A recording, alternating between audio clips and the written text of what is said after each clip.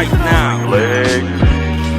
This is the Blaze Podcast. Back here in Kenya, we really faced a tough week. We saw the demise of Chris Kantai. Legend in the Kenyan hip-hop sector. Yeah. Somebody who opened mad doors for Kenyan music industry. And somebody that I personally knew. Mm-hmm. Somebody that I personally interacted with. He inspired artists such as,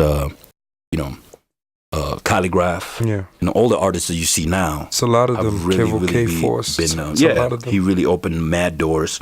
I mean, he came up at a time when a lot of Kenyan artists were being told that rhyming in English was not a thing, but it was frowned upon. But he was one of those guys that would like, I rhyme in English, so what? Yeah. And then straight up rhyme in Sheng. Yeah. He could go both ways. He was just a versatile artist.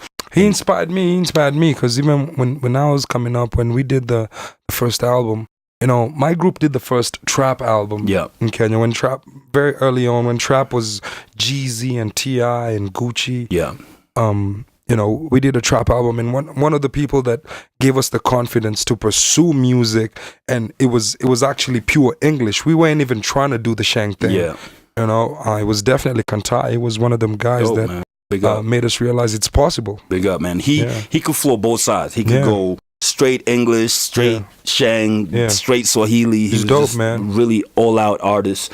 And listen, man, he's the one artist I really wanted to have on the podcast. Kantai gave us the energy. I remember you talking about the first interview on this podcast should be Chris Kantai. He's really been on my mind. You said that a few times. Yeah, he's really been on my mind. He reached out a year ago and he was like, listen, how can we work together? And I was, at the time I wasn't really ready. I was doing other things, and I was like, listen, as soon as I get back in the game and I figure out what I'm trying to do with myself, I'll let you know. And I reached out, I just want to say, man, let's just give a moment of silence for Chris Kantai, man. Yeah, let's do it. He was that guy, Chris Kantai.